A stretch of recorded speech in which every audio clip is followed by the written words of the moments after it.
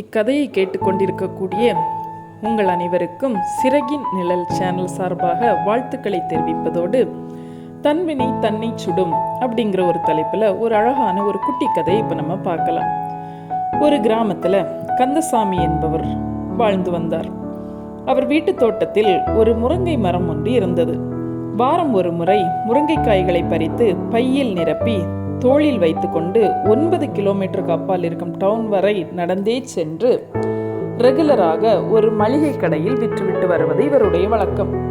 முருங்கைக்காயை கொடுத்து விட்டு அதற்கு பதிலாக அரிசி, பருப்பு, சர்க்கரை போன்ற வீட்டுக்கு தேவையான பொருட்களையும் வாங்கி வருவார். கந்தசாமி கொண்டு வரும் முருங்கைக்காயின் சுவை அந்த பகுதி மக்களிடையே மிகவும் பிரபலமாக இருந்தது.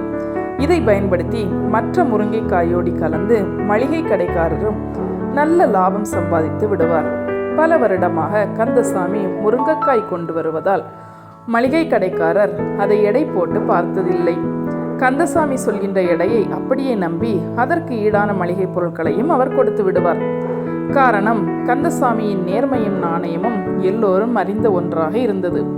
ஒரு நாள் கந்தசாமி 10 கிலோ முருங்கைக்காயை கொடுத்துவிட்டு அதற்கான பொருள்களையும் வாங்கி சென்றார். சிறிது நேரத்தில் 10 கிலோ முருங்கைக்காய் மொத்தமாய் வேண்டும் என்று ஒரு சமையல்காரர் வந்து கேட்க அவருக்காக மளிகை கடைக்காரர் எடை போட அதில் 9 கிலோ மட்டுமே இருந்தது. அன்று முழுவதும் மளிகைக்காரருக்கு தூக்கமே வரல. கந்தசாமி மீது எவ்வளவு நம்பிக்கை வைத்திருந்தோம், இவ்வளவு பெரிய நம்பிக்கை துரோகத்தை செய்துவிட்டாரே, இத்தனை வருடங்களாக இப்படி முட்டாள்தனமாக எடை குறைவான முருங்கைக்காயை வாங்கி ஏமாந்து விட்டோமே. அடுத்த முறை கந்தசாமி வந்தால் சும்மா விடவே கூடாது என்று கடும் கோபத்தில் இருந்தார்.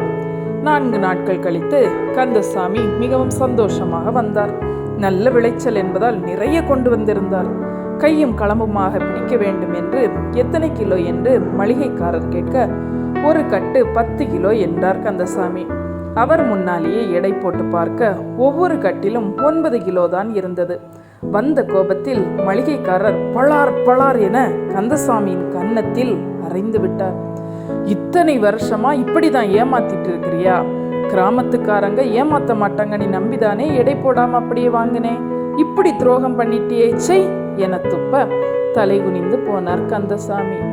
ஐயா, என்னை மன்னிச்சிடுங்க, நான் ரொம்ப ஏழை, எடைக்கல் வாங்குற அளவுக்கு கூட என் காசு இல்லைங்க. ஒவ்வொரு முறையும் நீங்க கொடுக்கிற 1 கிலோ பருப்பை ஒரு தட்டுலையும் இன்னொரு தட்டுல முருங்கைக்காயும் வச்சு தான் எடை போட்டு கொண்டு வருவேன்.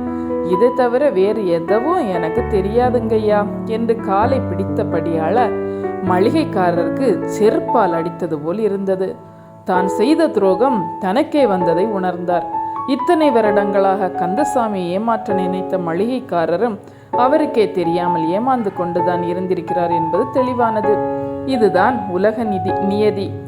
நாம் எதை தருகிறோமோ அதுதான் நமக்கு திரும்ப வரும். நல்லதை தந்தால் நல்லது வரும், தீமையை தந்தால் தீமை வரும். வருகின்ற காலங்கள் வேண்டுமானால் தாமதமாகலாம், ஆனால் நிச்சயமாக வரும். எனவே நல்லதை மட்டுமே தருவோம், நல்லதை மட்டுமே விதைப்போம். மனிதன் எதை விதைக்கிறானோ அதையே அறுப்பான். இதனை எப்போதும் நாம் நினைவில் கொள்ள வேண்டும். இது போன்ற கதைகளை நீங்கள் இன்னும் பார்க்கணும்னு சொன்னால் எங்களோடு இணைப்பில் தொடர்ந்து பயணம் செய்யுங்கள். சிறகின் நிழலில் உங்களை அன்போடு வரவேற்கிறோம்.